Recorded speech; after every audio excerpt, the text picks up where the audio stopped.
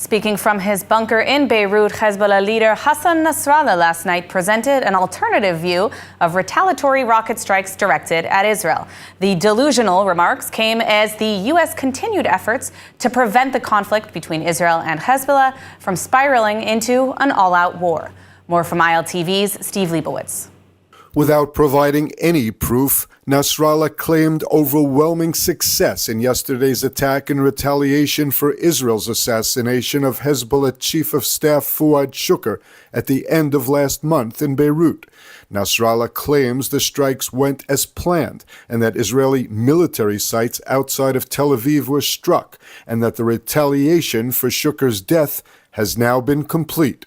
There were no Hezbollah strikes in central Israel at all. وتحقق الهدف المقصود فنحن بنعتبر أنه عملية تود على اغتيال الشهيد القائد الحاج محسن سيد محسن واستهداف الضاحية قد تمت. وإذا لم تكن النتيجة في نظرنا كافية فسنحتفظ حاليا لأنفسنا بحق ود حتى وقت آخر. Earlier, the IDF announced that the army carried out preemptive strikes on Hezbollah launchers that largely prevented a larger attack by the group. IDF spokesman Daniel Hagari said that at least 6 Hezbollah fighters were killed in the Israeli preemptive strikes. There were damages but no injuries caused by some 300 Hezbollah rockets that entered Israeli airspace in the north. The U.S. is attempting to end the escalation. U.S. Chief of Staff General Brown is holding talks with IDF Chief Halevi, with discussions focused on countering the threats from Iran and Hezbollah. We have been concerned about the conflict escalating into an all-out regional war since October 7th, and we have worked round the clock with partners and allies, moving military assets, engaging in intensive diplomacy, both publicly and privately behind the scenes, to avert that outcome. We continue to work to avert that outcome. And our hope is that the events of last night do not spill out into an escalation that leads to regional war. Tensions and cross-border attacks are continuing on the northern frontier. The army shot down a drone in the Golan Heights near the Sea of Galilee that had been launched from Syria in what was described as a rare occurrence.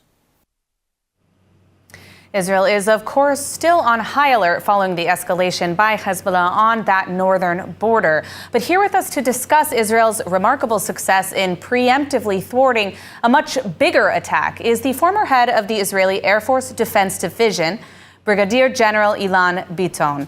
Ilan, thank you so much for joining us on the broadcast today. I wanted to start by asking you, the Air Force looks like they had another, quite frankly, historic success. Right. What did this attack involve? Okay. Let's take a wide view around this event. The main purpose of air defense is to contain and to destroy the main dangerous salvos, but not for good. Because we would like to defend Israel for a period of time till other means like maneuver forces can reach and eliminate totally the launching. Now, and this capability also give our leaders the flexibility to take rational decisions. It's very important. Now, once we understand that something is going to happen, by intelligence and other science, it's better to take a preemptive strike to eliminate some of those capabilities. They tend to launch around 600 to 900 rockets in a very short time to a very narrow area just north of Israel. And with that, with UAVs, try to attack some infrastructure, main one near Tel Aviv. So the total launch was around 220 rockets. It means that 2/3 of the previous capability wiped out. Yeah, by the strike. Yeah. Now, Israel, the Air Force, is ready not just for this event, but also for others, if Israel will take a decision, the Air Force can act in a very short time, huge attack.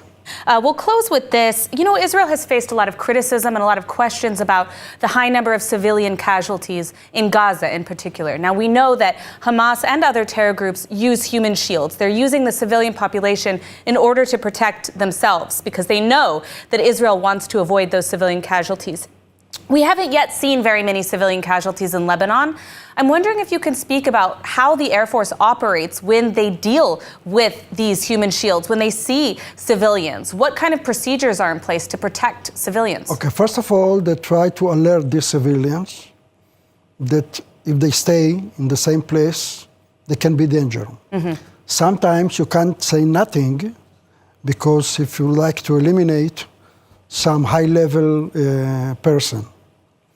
So we use a very precise intelligence, but also try to understand the capabilities by using this bomb or another bomb.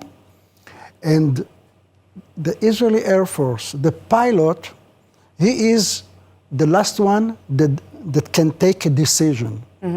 And even everyone will, if his orders to attack something, and everyone said, green light, you can continue, if the pilot will understand that something can happen to uninvolved persons, we will stop.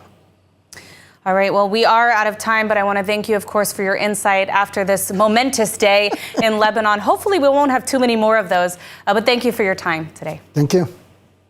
Last night, our editor-in-chief, Maayan Hoffman, traveled to the north following Israel's preemptive strike against Lebanon and Hezbollah's smaller retaliatory attack. She went to capture the sights, sounds, and reactions of the people. Maayan is now joining us in the studio today to speak about her experience. Maayan, I wanted to ask you, what is the atmosphere like right now up north? It was honestly eerily quiet throughout all the streets. I drove up there, it was towards nighttime, and nobody was out. I went into the community of Katsrin, the community that last week on Wednesday was targeted, if you remember, by dozens and dozens of rockets, many fires, direct hits. And normally when you go into the center of town in Katsrin, it's packed, full of people, pizza shops, restaurants. Nobody almost was there. Is there any particular story that captures the attitude and the approach of the people who are in the north right now? Well, I think what's amazing is remember that more than 60,000 Northerners are displaced. They are not living in their homes. But those that are have a fascinating story in that they are extremely resilient, Zionistic, patriotic people who believe that they need to make sure that they hold down the fort for the northern part of Israel. So I met with the mayor of Katsrin, and he said to me, Hezbollah can give as many threats as they want, and they can try, but we will fight harder. They can bomb us with rockets, but we will stay in our homes and we will build infrastructure around us to keep us safe so that we will always be able to maintain this border of the state of Israel. And I found it amazing after 11 months of war to hear that passion and that Zionism still now. I know that there are still some residents who are even talking about returning despite the risk. So certainly that spirit is there. Was there any final sentiment or message that you gathered from speaking to the communities there? Yeah, well, I think there were two messages that really drove home. One was to the governments of Israel, where nobody knocked the government, nobody put them down, but they said, listen, officials, we need you to fight harder for us. Get us back the security. Let our people come home. Take down Hezbollah and do what's needed. And then there was a message to the international community, which was, we don't really care what you think, which I found amazing. They said, we know all the rhetoric out there, but in the end, this is the state of Israel. This is our land, and we are going to have to do what we need to do to keep Jews safe. Absolutely. Well, I hope that the government and the international community hears their message. Thank you for bringing that story to us today, Maayan Hoffman.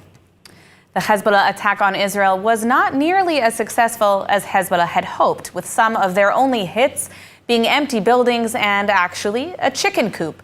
But residents of the north are still feeling unprotected. Now let's take a closer look at what's going on the northern front. Hezbollah intended to launch a major attack with hundreds of missiles striking Tel Aviv. Instead, a chicken coop in northern Israel was terrorized. The strike left dozens of chickens dead and caused significant damage to the local poultry farm. While the Israeli Air Force's preemptive strike saved much of central Israel from what was expected to be a massive barrage of rockets, not everyone is pleased. For residents of the north, the Hezbollah attack was terrifying, and many residents are frustrated with the Israeli government's failure to stop Hezbollah. For over 10 months, as Hezbollah has fired over 8,000 projectiles, tens of thousands of Israelis in towns on the border have been displaced. Others who remain also expressed frustration.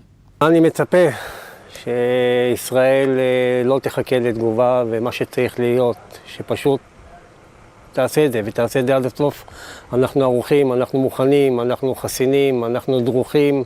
כמה זמן שזה ייקח, אבל פשוט שישראל פשוט תרים את הכפפה ותעשה את מה שצריך לעשות. אנחנו סומכים על ישראל, סומכים על הצבא שלנו, והכי חשוב, סומכים על הקדוש ברוך הוא. While residents of the north continue to face threats from Hezbollah, the internet has responded to the strikes by Hezbollah with sheer mockery, with memes and jokes trending across social media, criticizing the failure of Nasrallah to make meaningful impact with the strike, other than hitting chickens. Despite the humiliation, Hezbollah's Nasrallah has claimed the attack went as intended. There are mixed signals coming from hostage for ceasefire talks underway in Cairo. Hamas says it rejects Israeli changes to earlier versions of the proposal, while U.S. officials are calling the talks constructive. More from ILTV's Steve Leibowitz. Senior Israeli negotiators are in Cairo continuing talks aimed at wrapping up a hostage release and truce deal in Gaza, despite the large-scale attack by Hezbollah terror group that bolstered concerns about all-out war in the region. The delegation is led by Mossad chief David Barnea and Shin Bet director Ronen Bar. Talks have largely centered on Israeli demands regarding a military presence along Gaza's border with Egypt, known as the Philadelphia Corridor, to prevent smuggling. According to an Israeli official, the U.S. is applying significant pressure to wrap up a deal in order to prevent a larger war from breaking out across the region. A U.S. official described the talks as constructive and conducted in the spirit of reaching a final and implementable agreement, with all sides sharing the sentiment. The process, they said, will continue over the coming days. Some 109 Israeli hostages, living and dead, remain in Hamas captivity. As ceasefire talks renewed in Cairo, the war continued in Gaza, day 325 of the Gaza war. The IDF issued new evacuation orders for a portion of the designated humanitarian zone as the IDF confronts Hamas gunmen attempting to reassert control in areas of Gaza. The 252nd Division is focused in the Netzarim corridor in the center of Gaza. The Jerusalem and Harel brigades have been operating in central Gaza for the past 2 months. The forces of the division have eliminated over 200 terrorists and destroyed terror infrastructure in the region in recent days. The forces located and destroyed a strategic tunnel route of Hamas connecting southern and northern parts of the Strip. Meanwhile, 2 IDF soldiers were killed in Gaza as troops continue to advance in the center of the Strip. The fallen were identified as Staff Sergeant Amit Tsarikov, age 20, and Master Sergeant Shlomo Hazut, age 36. Last night, Hamas managed to fire a lone long-range rocket toward the town of Rishon LeZion. It fell harmlessly in an open area. Today, the Air Force targeted and destroyed the launcher in Khan Yunis. Well, Israel's #1 target, Yahya Sinwar, may just be hiding in plain sight, but not how you might think. Since the 7th of October, Hamas arch-terrorist Yahya Sinwar has been a wanted man whom IDF intelligence believed to be hiding in the vast network of tunnels that Hamas has built throughout Gaza, accompanied by kidnapped hostages that are being used as human shields. But new reports indicate that he may be hiding in plain sight amongst the civilian population in Gaza and dressed as a woman. Israeli intelligence sources, as quoted in the UK's Daily Express, say Sinwar has been continuously moving from place to place in order to avoid Israeli assassination attempts. Sinwar's survival was even a point of contention in the hostage for ceasefire negotiations with Hamas, demanding a promise from Israel not to assassinate the terrorist leader as part of the negotiations. Since the successful assassination of Hamas leader Ismail Haniyeh in Tehran, Sinwar, the mastermind of the October 7th massacre, has become the top leader of Hamas and, as such, the #1 target for the state of Israel. As the hunt for Sinwar continues and the IDF continues to make progress against Hamas in Gaza, Sinwar is running out of places to hide and has begun to rely exclusively on couriers for messages as he no longer trusts electronic communications. Intel provided by a Hamas courier, however, was how the IDF was able to identify and kill wanted Hamas terrorist Mohammed Deif just a few months ago. As the war continues, there are only so many places Sinwar can hide before the IDF will be able to track down his location, whether below ground in the tunnels or above ground, even disguised as a woman. And actor and founder of the Women, Life, Freedom mural project, Houmen Khalili, is trying to reach Israel to unveil his 15th mural. However, as ILTV has reported, traveling to the Holy Land has become more challenging recently. Joining us now on Zoom, Houmen will share a bit of his personal story and challenge in getting to Israel. Houmen, so glad to have you on. Wish that you were here in studio with us in Israel, but you are a frequent traveler here to Israel. What number trip would this be for you, and why are you coming this time? Emily, thanks so much for having me. It's wonderful to see you again. Yeah, so I've been to Israel 14 times over the last 19 months. Half of those trips have been after October 7th. So I understand the complexity of what it means to go to Israel, how difficult it can be. But it's actually getting harder and harder to get to Israel. So right now I'm in Asia, and I was booked on Austrian Airlines to go to Vienna and then go from Vienna to Israel. Austrian just canceled their flight out of the blue, no explanation, no reason why. But they said, we want to book you in the future.